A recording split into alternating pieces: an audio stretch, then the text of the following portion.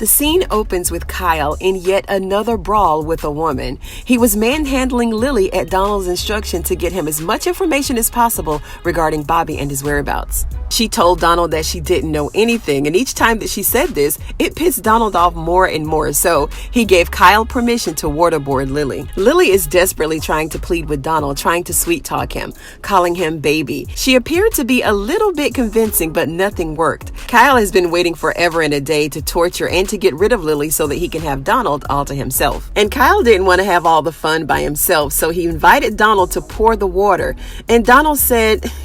He said, "Nah, you do it. I got to go to work." What? This woman is being tortured, scared to death at the hands of your lethal lover, and you can't stick around. You got to go to work. That's a cheap cop-out, Donald. My goodness. So he grabbed Kyle, gave him a kiss, and said that he'll see him when he gets home. And Kyle was like a kid in the candy store. He was blushing and lighting up like a little Charlie Brown Christmas tree.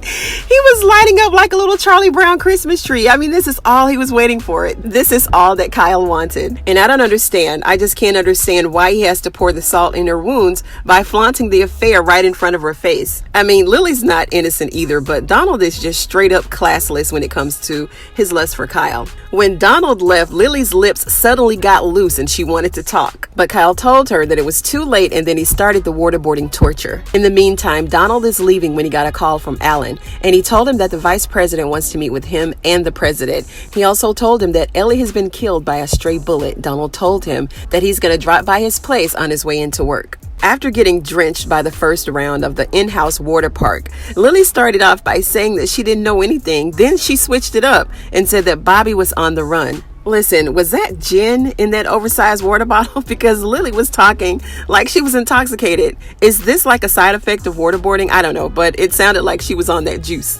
She told Kyle that they know that he killed Diane, and then she mentioned the mattress that was used when Denise was killed. So I don't know if she meant Denise, but wrong victim, Lily, wrong victim. Kyle wanted to know why she let him into the White House and how he got out. She told him that he wanted to get in to get more intel, but she doesn't know how he left. Kyle thought she was lying and poured more water on her face. Bobby is worried that Lily hasn't called him, and we found out in the last episode that he can't reach her either, so he decided that he wants to go over there. And on a side note, everybody that be in Tyler Perry shows, his movies, the plays, they be fine as... Oh. Don't they? Right?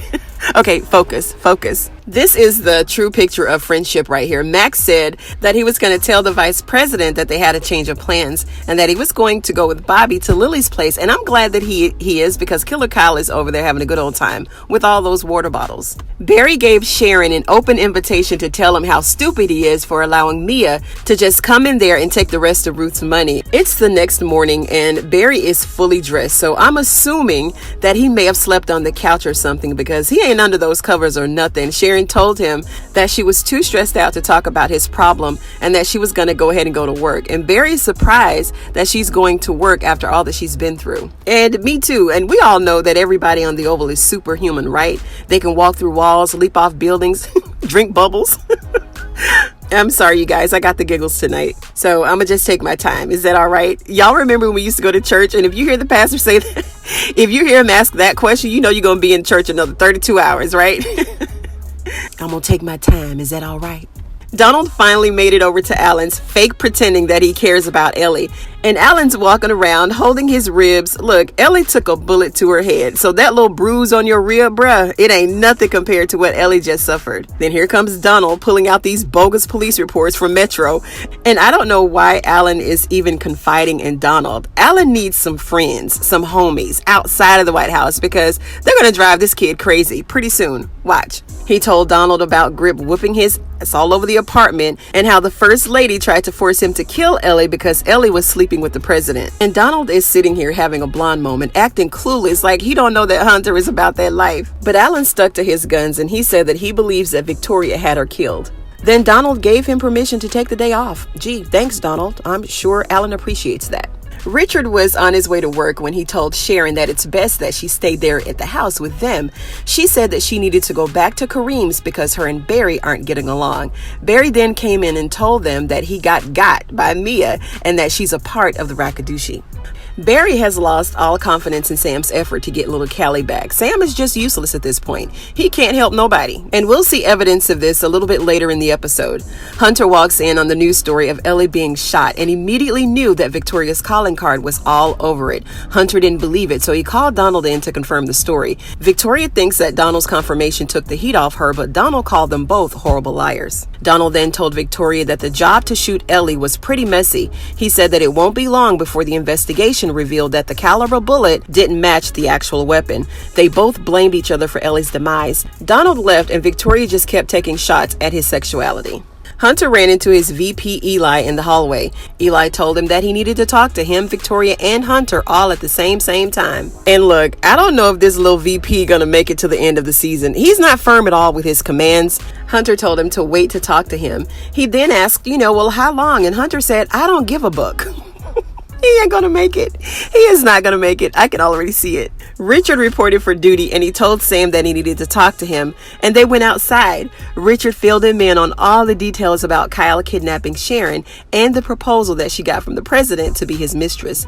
Sam is there acting clueless, talking about he done went all the way up to the top, so there was nowhere else for him to turn to. Sam is beginning to be unuseful in all areas. He's unuseful in the marriage, in his job. He doesn't know anything. You don't know what's going on, but he's Secret Service, right? He's supposed to have all the intel about everything, and he knows nothing, absolutely nothing. So I'm a little bit worried about Sam, just a little bit. Richard suspects that this is why he brought Bobby in. He told him that he saw Bobby in the kitchen, and Sam didn't have a clue as to what he was talking about. See, again, I told you, clueless. For him to be Secret Service, see what I mean? This is exactly what I mean. Sam really can't do nothing. Sam is the most incompetent non-Secret Service agent I've ever seen. His hands are practically tied in all instances, but he brushed Richard off with the usual, I'll look into it and I'll get back to you. At this point, Sam, don't even worry about it. I'm cool on that, friend. Cool on that. He ended the conversation by telling Richard to tell Sharon to call him if she saw Kyle. Victoria called Alan to offer her condolences and to see if he was coming into work so she can give him an old greasy grandmama hug. He told her that he knows that she killed Ellie. Victoria claimed that she doesn't know what he's talking about. Of course, she's not going to admit to killing her. I don't know why he even asked her that question. Priscilla is in the kitchen fixing up some green eggs and ham when Richard told her that Mason was going to fix the breakfast. She told him that if she wanted to poison the First Lady, that she wouldn't even eat it. Victoria heard her slick comments and crept from behind the door like Jason. Boom, she's in. Victoria had her usual insults and comments about her father and Sam. She told Richard to let him know that she wants to go for a run after breakfast. No, we got to say breakfast with a T.